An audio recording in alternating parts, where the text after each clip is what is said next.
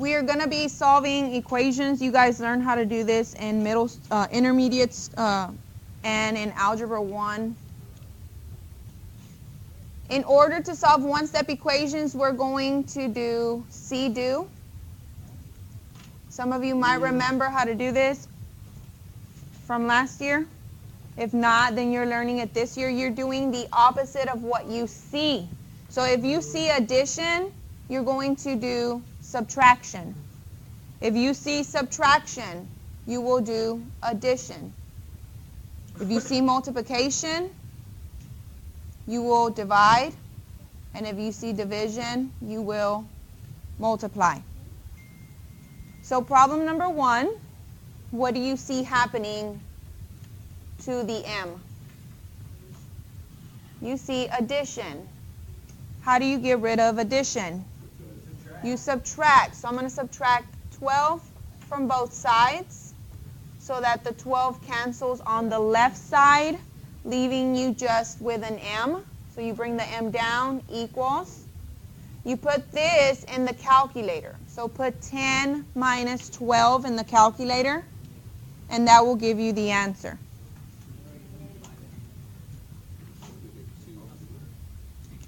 So again, you would put it in the calculator. 10 minus 12, enter, and it gives you a negative 2.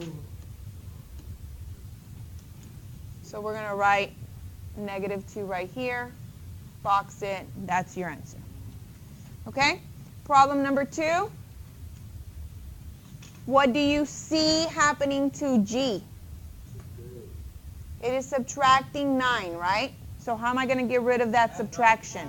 You're going to add 9 to both sides so that the 9 can cancel on the right side, and it leaves you with G by itself.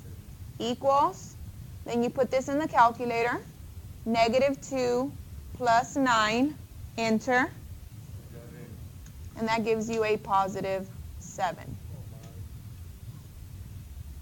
Okay? Number 3.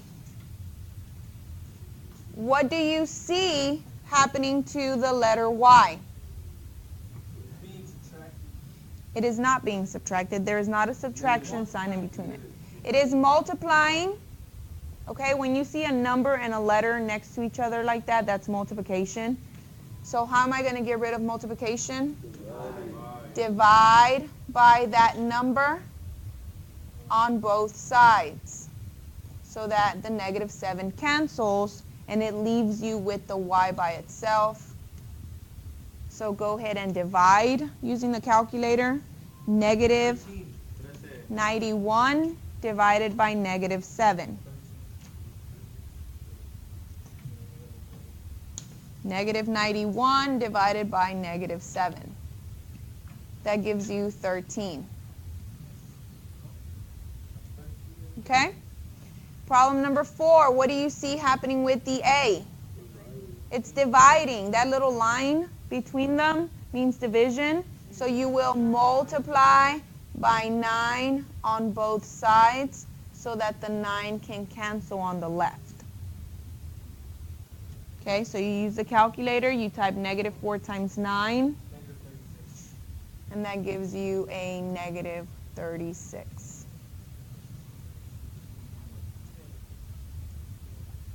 Okay, now, I'm going to help you fill out this portion right here, and then I'm going to show you how to do it a different way. It says to get rid of a fraction multiplied by the reciprocal. Okay, and an example of a reciprocal, you would just flip the equation, the fraction. So for example, the reciprocal of 2/3 is 3/2, because all you do is flip the fraction and multiply. But you can also divide. So like right here, the x and the 2/3 are being multiplied, right, because they're together. So all you have to do is divide by 2/3, but it has to be in parentheses, because when you put in the calculator, you're letting the calculator know that it's a fraction. So over here, you're also going to divide by 2/3, but it has to be in parentheses again. So let's all do it together in the calculator.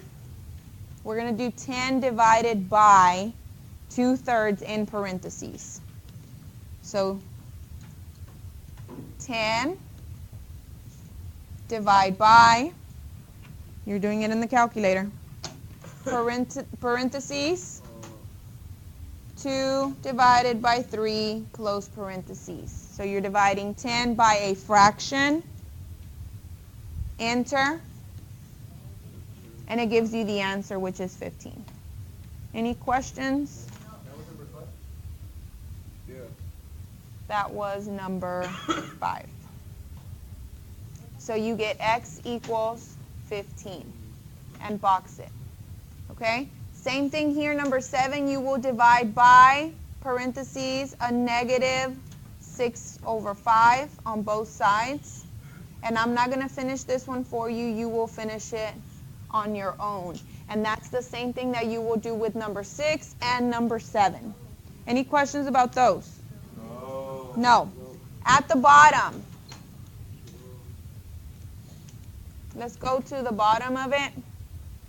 Now it's 2 steps.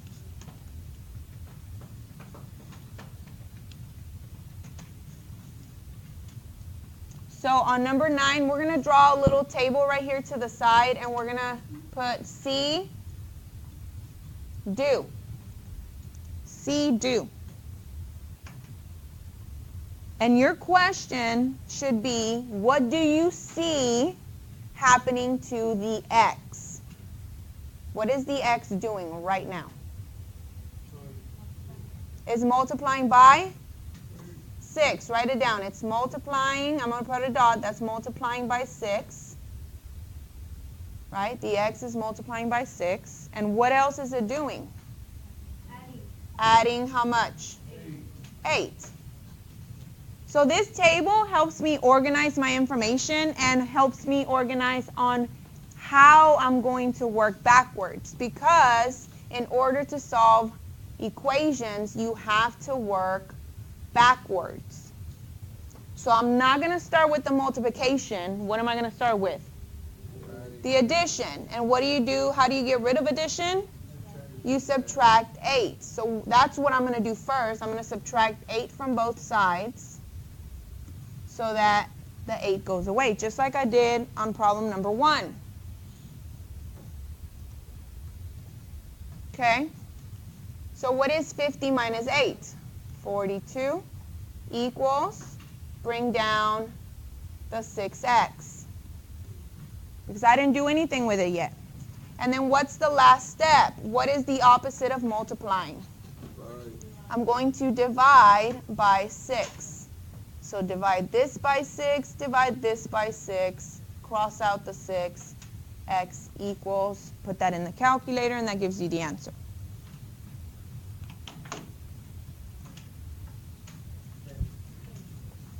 Seven.